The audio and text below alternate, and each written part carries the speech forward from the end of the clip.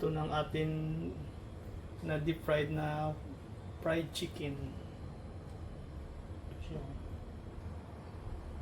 Ang ganda ng kulay niyo.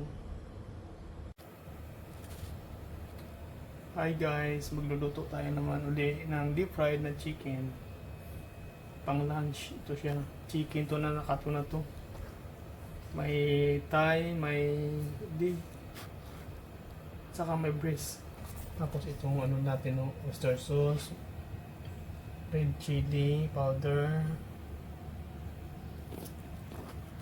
tapos chicken stock, tapos garlic, tapos sweetie oil, saka black pepper.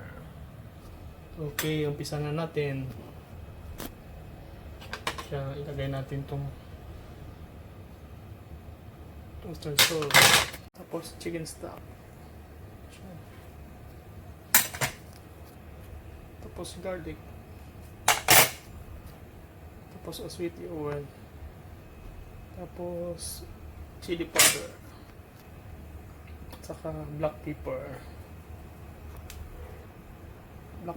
powder. Napainit na natin tong, mix natin tong.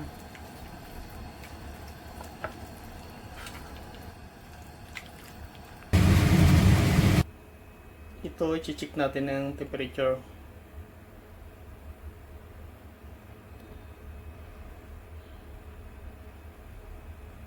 $180 na to, pwede na natin to malagay ang meat natin na i-deep fry natin na chicken. Tapos ito na ilagay natin yung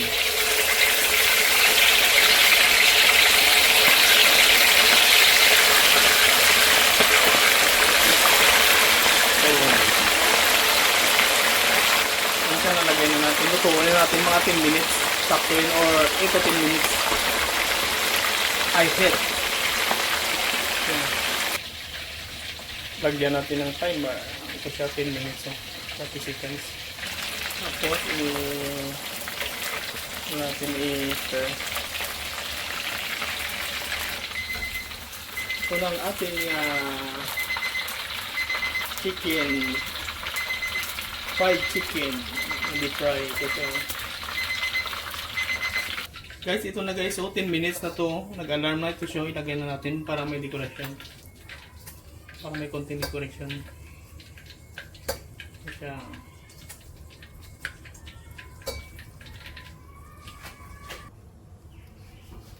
Guys, ito na guys ang niluto natin na deep fried chicken. Ito siya.